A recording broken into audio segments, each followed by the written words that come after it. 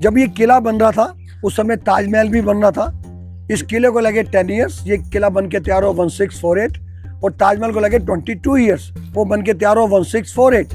तो जब भी शाहजहां को आगरा जाना होता था, ये रास्ता उन्होंने रखा एक रिवर की तरफ, यहाँ से उतर के बोट लेके आगरा जाते थे। जब ब्रिटिश आर्मी इस किले के नजदीक आ गई, आखिरी मुगल किंग था बहादुर शाह जफर, आखिरी और 20वां मुगल किंग, वो इसी रास्ते से अपनी फैमिली को लेकर निकल गया। जब पहला किंग आया इस किले में रहने के लिए, वो शाहजहां ही था। शाहजहां यहाँ से आए, इधर से आए, और इधर से जब वो पहली बार किले को देखने आए तो इसी रास्ते से आए, और उन्होंने किले को पहली बार इसी रास्ते से आके देखा।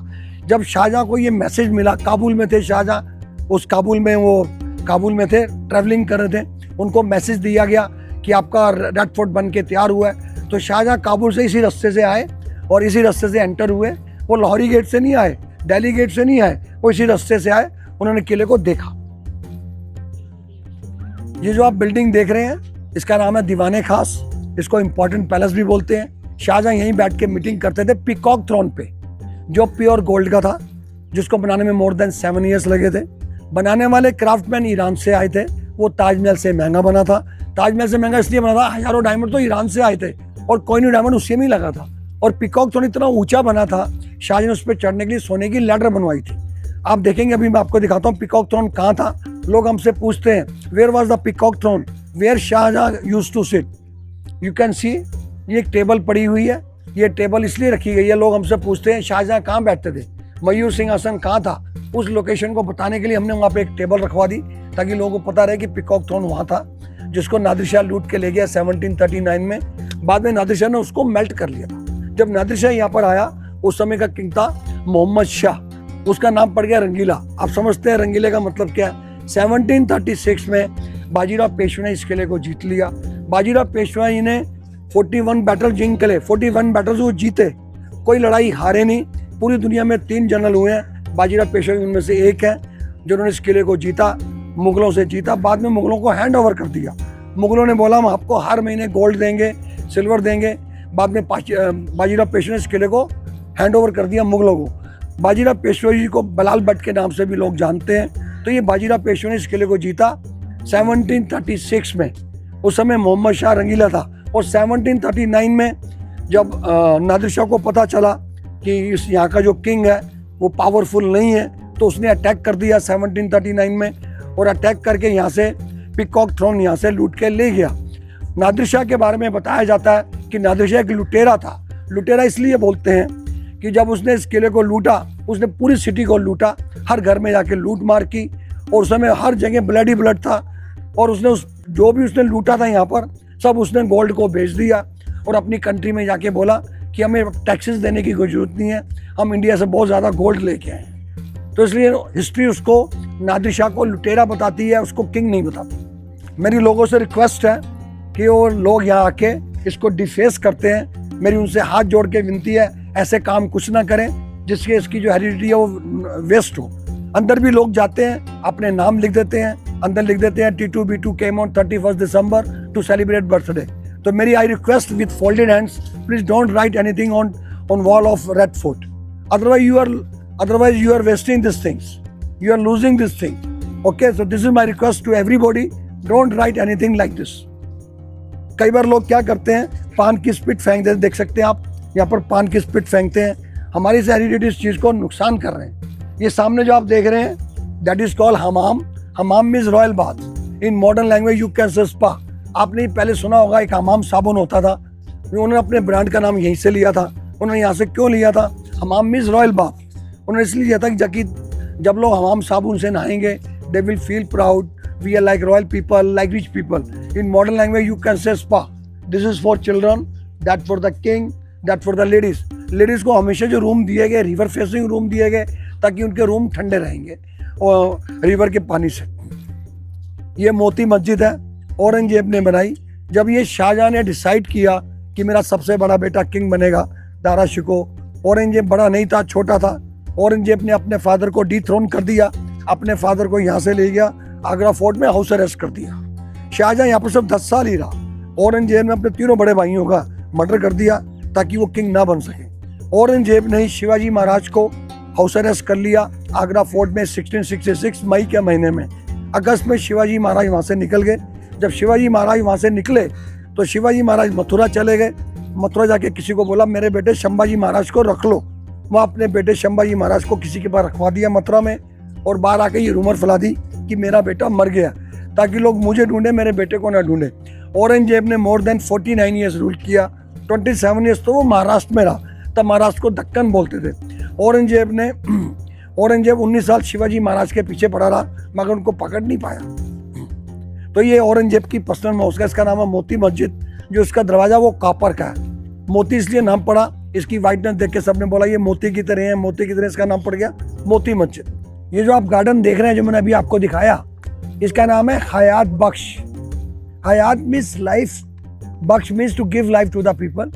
जब ये गार्डन शाहजहां ने प्लांट करवाया था, ये कह के प्लांट करवाया था ऐसे ऐसे हर्ब्स लगाओ जिनको हम खाएं और ठीक रहें। वो कौन से हर्ब्स हैं मैं आपको बता रहा हूँ, ताकि आप भी खाएं और ठीक रहें। आपने सुना होगा अश्वगंधा। अगर आप अश्वगंधा के पाउडर को 1 ग्राम लेते हैं दूध के साथ खाली पेट 1 महीना, तो आपके बाल सफ़ेद नहीं होते, बाल टूटते नहीं और बाल लंबे होते हैं। Ashwagandha good for height. अगर आप अपने चाहते हैं कि हमारे बच्चे लंबे ऊंचे हों, तो अपने बच्चों को भी दे सकते हैं 1 ग्राम दूध के साथ 1 महीना, तो आपके बच्चे भी लंबे हो सकते हैं 1 ग्राम दूध के साथ 1 महीना। अगर आप चाहते हैं कि हमारे मसल स्ट्रॉन्ग रहें, तो 1 ग्राम ही लेना दूध के साथ। मैं भी लेता हूँ अश्वगंधा, क्योंकि रोज़ मुझे 5-4 घंटे चलना पड़ता है, तो मैं आधा ग्राम ले रहा हूँ क्योंकि मुझे लंबा लेना है। तो ashwagandha good for sleep, good for mind, good for stress, good for blood. हमारे ब्लड में 2 साल होते हैं, रेड और वाइट, वो दोनों को मेंटेन करता है। Ashwagandha good for hormones. Generally ladies के हार्मोन्स इम्बैलेंस होते हैं, ये उनके लिए बहुत अच्छा है। आपको एक और चीज़ बता रहा हूँ, त्रिफला। बहुत से लोगों ने सुना होगा कि त्रिफला पेट साफ करता है, उसके भी ट्रीज यही होते थे।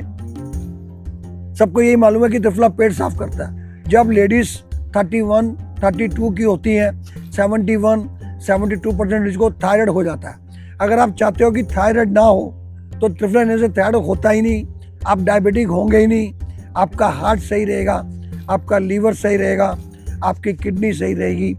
त्रिफला के बारे में कहते हैं किंग ऑफ मेडिसिन है, ये एंटी एजिंग है। जब आप 60 के होंगे तो आपको लगेगा आज भी मैं 20 का हूँ, मगर सारे बेनिफिट आपको नजर आएंगे आफ्टर 10 ईयर्स। अब इसको लेना कैसे है ये भी मैं बता रहा हूँ आप लोगों को। मैं चाहता हूँ हमारे विजिटर जब वो लें तो वो भी फिट रहें। मेरी जो फर्स्ट प्रायोरिटी है फिटनेस। मैं चाहता हूँ मेरे सारे विजिटर जो इस वीडियो को देख रहे हैं सब लोग फिट रहें और यहाँ पर फिट होके मेरे पास आएँ और इस किले को देखें। इसको लेना कैसे है त्रिफला को ये आपको बता रहा हूँ। रात को सोते समय आधे चम्मच से भी कम टीस्पून लुक वार्म वाटर से लेना है। आफ्टर डिनर 45 मिनट्स या सुबह वॉशरूम जाने से पहले आधे चम्मच से भी कम लुक वार्म वाटर से सुबह वॉशरूम जाने से पहले। अगर आपने ज़्यादा ले लिया तो आप वॉशरूम के अंदर ही खड़े रहेंगे, फिर आप बाहर नहीं आएंगे, फिर आप बोलोगे गाइड ने हमें मिसगाइड कर दिया। मुझे कैसे मालूम? जब ये मैं चीज़ें बता रहा था मुझे एक मेरे विजिटर ने बताया कि मैंने 1.5 स्पून ले लिया। कर जब मैंने 1.5 स्पून लिया तो मैं वॉशरूम में ही बैठा रहा, बाहर आ नहीं पाया, तो मैंने बंद कर दिया। मुझे मालूम चला कि त्रिफला मुझे किस क्वांटिटी में लेना है। आप हमेशा ये याद रखिए, excess of everything is bad, too much of everything is bad. अगर आप मेडिसिन भी ज़्यादा लेते हैं वो आपकी मेडिसिन नहीं रहेगी, वो आपका पॉइजन बन जाएगी। कोई भी चीज़ लेनी है, कोई भी चीज़ आप खा रहे हैं, अनलिमिटेड मत लीजिए। तो जब त्रिफला लेंगे तो आपको कुछ होगा ही नहीं, आपको कैटरेक्ट होगा ही नहीं, आपके दांत टूटेंगे ही नहीं, आप हमेशा फिट रहेंगे। और इसको प्रेग्नेंट लेडी को नहीं देना, क्योंकि जब त्रिफला आपके स्टमक को वॉश कर देता है। तो आप त्रिफला लेते रहिए और सारी ज़िंदगी ले सकते हैं। ये जो आप बिल्डिंग देख रहे हैं वाइट वाली बिल्डिंग, ये शाहजहां ने बिल्डिंग बनवाई थी अपने एंजॉयमेंट के लिए बारिश के टाइम में। जब इस बिल्डिंग का नाम है सावन। जब सावन आता है तो बारिश आती इधर से बारिश ना आए तो इधर दीवार बना दी। जब आ गया भादो तो बारिश आएगी, इधर से कोई दीवार नहीं है तो भीग जाएंगे, भादो में उस वाइट वाली बिल्डिंग में चले जाते। तो ये सावन वो भादो, बैठ के बारिश का एंजॉय करते थे। फिर समझ लीजिए सावन के महीने में बारिश आती इस साइड से, इधर से बारिश ना आए, इधर दीवार देखिए दीवार बनी हुई है। जब आ गया भादो बारिश आएगी इधर से तो भीग जाएंगे, भादो में उस वाइट वाली बिल्डिंग में चले जाते। आप देख रहे बीच में एक रेड स्ट्रक्चर है, that is called Zafar palace. आखिरी और 20वां मुगल किंग था बहादुर शाह जफर, इसी पैलेस में रहता था। ब्रिटिश ने उसको पकड़ लिया पकड़ा इसलिए कि वो फर्स्ट इंडिपेंडेंस वॉर को लीड कर रहा था, उसका नेता था। ब्रिटिश ने उसको पकड़ लिया और पकड़ के उसको लाइफ इम्प्रिजनमेंट दे दी, उसको एग्जाइल कर दिया रंगून।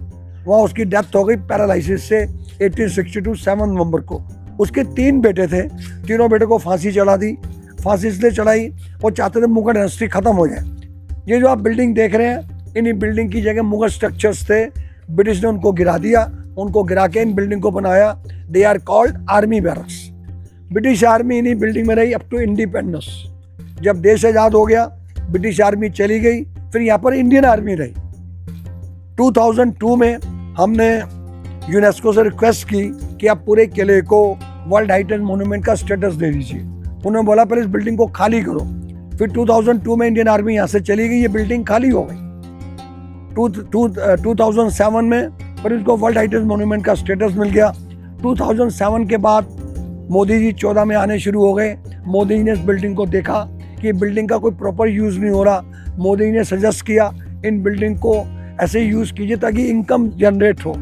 रिसेंटली 6 साल पहले हमने इन बिल्डिंग को दोबारा से तैयार किया, इनको रेस्टोरेशन की, रेस्टोरेंट करके इनको म्यूजियम में कन्वर्ट कर दिया। जो पहले म्यूजियम थे वो अलग अलग डायरेक्शन में थे और छोटे म्यूजियम थे, उनमें एसी नहीं था। इन बिल्डिंग को रेस्टोरेशन करके इनको सेंट्रली एसी कर दिया। अब सारे म्यूजियम एक जगह इकट्ठे कर दिए। इस बिल्डिंग में तो आपको जो आप देख रहे हैं आखिरी मुगल किंग के कपड़े हथियार मिलेंगे, बहादुर शाह जफर के बारे में। इस बिल्डिंग में आप देखेंगे इसके बाहर आपको लिखा होगा ज़्यादा जालियाँ। इसमें जलियांवाला बाग के बारे में आपको डॉक्यूमेंट्री मिलेगी। एक और बिल्डिंग है जिसके बाहर लिखा हुआ है अपना एक और बिल्डिंग है जहाँ पर 3rd बिल्डिंग है, वहाँ पर आपको सुभाष चंद्र बोस के बारे में वहाँ पर आपको डॉक्यूमेंट्री पिक्चर मिलेगी, उनकी कैप मिलेगी, उनके कपड़े पड़े हुए हैं, तो उसको 3rd बिल्डिंग कहते हैं। ये यादें जालियाँ हैं। जो 3rd बिल्डिंग है उसका नाम है क्रांति मंदिर। यहाँ सुभाष चंद्र बोस के बारे में सारी हिस्ट्री बताई गई है। आपको सुन के हैरानी होगी, गांधी जी को असैसिनेट किया गया, नथुराम गोडसे को भी यहीं रखा गया था। उसकी भी ट्रायल इन्हीं बिल्डिंग में हुई थी। जब नथुराम गोडसे को बोला गया, उससे पूछा गया नथुराम गोडसे से, जब नथुराम गोडसे से पूछा गया तुमने गांधी को मारा ही क्यों है, तो नथुराम गोडसे ने जब ये बताना शुरू किया, सभी को कोर्ट से बाहर निकाल दिया गया और सभी को बोला गया कि जो भी ये स्टेटमेंट देगा नथुराम गोडसे, ये स्टेटमेंट बाहर नहीं जानी चाहिए। तो नथुराम गोडसे ने जो स्टेटमेंट दी वो सेंसर हो गई। उसका जज था DC खोसला। उसने बुक का नाम उसने एक बुक लिखी जिसका नाम है मर्डर ऑफ महात्मा। उसने उस बुक में लिखा हुआ है कि नथुराम गोडसे को फांसी देख के मेरे से बहुत बड़ी गलती हुई है, मैंने एक बहुत बड़ा पाप किया है, जब मैं मरूंगा तो मैं नरक में जाऊंगा। तो नथुराम गोडसे की ट्रायल भी यहीं हुई थी। उसका जज था DC खोसला। उस बुक का नाम है मर्डर ऑफ महात्मा। आप उस बुक को पढ़ सकते हैं। इस किले का जो एरिया है वो है 254 एकर्स। आगरा में भी किला है जिसका एरिया 94 एकर्स। यहाँ पर शाहजहां रहता था, वो D शेप में है। इसके 8 कोने हैं। अब आपको सारे म्यूजियम का एंट्री पॉइंट दिखा रहा हूँ ताकि आप जब यहाँ आए तो आपको कुछ पूछना ना पड़े। ये जो आप देख रहे हैं सिक्योरिटी मैन खड़ा हुआ है, इसके बाहर लिखा हुआ है 1857। आखिरी मुगल किंग के कपड़े हथियार पड़े हैं। ये जो आप बिल्डिंग देख लोग एंटर कर रहे हैं, इसमें जलियांवाला बाग के बारे में हिस्ट्री है। 3rd बिल्डिंग में कोई एंट्री नहीं कर रहा। एक सिक्योरिटी मैन खड़ा है एंट्री पॉइंट पे, वहाँ सुभाष चंद्र बोस के बारे में हिस्ट्री है। नेक्स्ट बिल्डिंग में कैफेटेरिया, आखिरी बिल्डिंग में कैफेटेरिया। ये जो आप बिल्डिंग देख रहे हैं, आपको वहाँ ठंडा पानी और आपको वॉशरूम मिलेगा। इधर भी वॉशरूम है, इधर भी वॉशरूम है। Left side ladies, right side gents है। ये भी एक गैलरी है जो आपको कुछ पे नहीं करना, आप इस गैलरी को भी देख सकते हैं। इसका नाम है philately gallery. You have to pay nothing for seeing this, you can see also. और ये आपका ये जो गैलरी है आपकी टिकट में इंक्लूड नहीं, मगर आपको इसका कुछ चार्ज नहीं देना। ये जो अगर आपने इस म्यूजियम को देखना चाहते हैं तो मेरी सब विजिटर से रिक्वेस्ट है कि वो सुबह जल्दी आएँ और इस म्यूजियम को देखें। और अगर आप 4 बजे के बाद आते हैं तो आपको म्यूजियम का टिकट नहीं मिलेगा। अगर आपको म्यूजियम देखना है तो सुबह आप आ जाइए और इस म्यूजियम का टिकट लीजिए। बिना म्यूजियम के टिकट 50 रुपये, विद म्यूजियम टिकट 80 रुपीज़। अगर आपको कोई मेरी बात आपको बुरी लगी, मैं एक और बात आपको बताना चाहता हूँ। मेरी टॉप प्रायोरिटी है फिटनेस। मैं चाहता हूँ मेरे विजिटर फिट रहें और मुझे हमेशा याद करते रहें। मैं आपको बड़ी कई इंपॉर्टेंट इन्फॉर्मेशन देना चाहता हूँ। तो मेरे पास एक ऐसी इन्फॉर्मेशन है, मैं चाहता हूँ मेरे विजिटर जब इस फोर्ट को देखें और यहाँ पर फिट रहें और इस किले को बार बार देखने आए और मुझसे मिलते भी रहें। तो एक और इन्फॉर्मेशन देनी है ताकि आप लोग फिट रहें और हंसते रहें, क्योंकि मेरी टॉप प्रायोरिटी फिटनेस है। मैं चाहता हूँ जो आदमी फिट है वो हिट है। जब रात को आप सोने लगें, क्या करें आप, 2 drops of almond oil in each nostril, और सिर को लटका लेना ऐसे बेड से रात को सोते समय। उससे क्या बेनिफिट होंगे आप सुन के हैरान हो जाएंगे। आपकी नोज ब्लॉक नहीं होगी, आपको हेडेक नहीं होगा, आपको डिमेंशिया नहीं होगा, आपको एपिलेप्सी नहीं होगी, आपको ब्रेन हैमरेज नहीं होगा, आपको थायराइड नहीं होगा, और आपको कैटरेक्ट नहीं होगा, आपके दांत स्ट्रॉन्ग होंगे, आपको स्नोरिंग नहीं होगी, आपको कभी चक्कर नहीं आएंगे। पर मैं ये चीज़ें आपको बता ही क्यों रहा हूँ, क्योंकि ये चीज़ें मैं भी यूज़ करता हूँ और मैं चाहता हूँ कि आप भी यूज़ करें। 2 ड्रॉप्स इस नोस्ट्रिल में, 2 ड्रॉप्स इस नोस्ट्रिल में। एक और ऑयल है जिसको थायराइड हो गया है, वो आलमंड ऑयल डाल के ना डाल के एक होता है अनु ऑयल इस नोस्ट्रिल में डालिए। इस नोस्ट्रिल में आपका थायराइड कंट्रोल रहेगा और आपको सिर दर्द कभी होगी नहीं। तो मेरी आपको यही सजेशन है कि जब आप थायराइड के लिए अनु ऑयल डाल रहे हैं, अपनी मेडिसिन को बंद मत कीजिए, अपनी मेडिसिन को कंटिन्यू रखिए, थायराइड की मेडिसिन को। और अगर आपको थायराइड है तो आप इसको प्रेस करते रहिए, आपका थायराइड कंट्रोल रहेगा। और सुबह आप हरे धनिया का पानी लीजिए, रात को 10 ग्राम लीजिए हरा धनिया, वॉश कीजिए, पानी में डुबो दीजिए, सुबह उसको उबालिए और खाली पेट उस हरे धनिया को पानी को पीजिए, आपको थायराइड कंट्रोल रहेगा। मगर आपने मेडिसिन बंद नहीं करनी।